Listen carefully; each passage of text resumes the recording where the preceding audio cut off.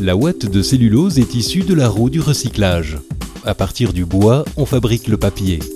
Puis les journaux invendus sont recyclés, on y ajoute le sel de bore, produit naturel pour fabriquer Cellisol, matériau d'isolation à base de ouate de cellulose.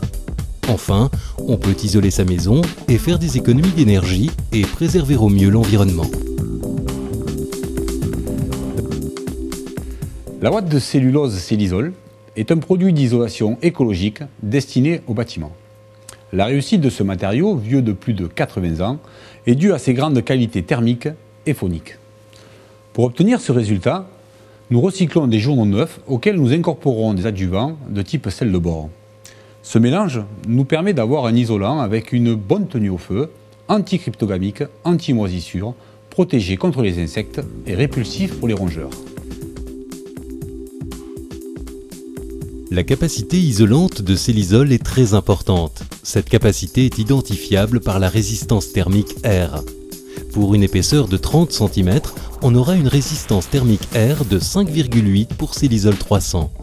Pour une épaisseur de 10 cm, on aura une résistance thermique R de 2,4 pour Cellisol 500.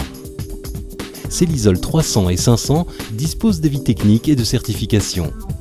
Cellisol a également de fortes qualités de déphasage et procure un confort d'isolation idéal en hiver comme en été.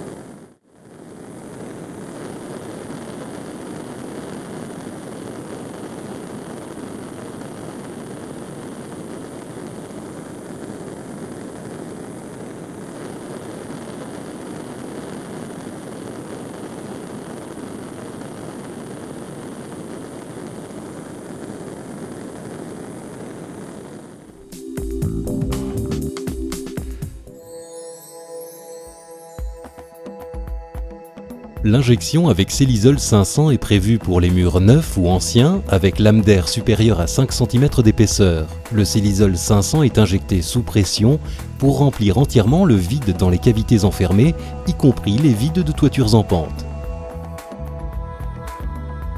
Le soufflage avec Cellisol 300 est stipulé pour les greniers, les sols et autres surfaces horizontales ouvertes.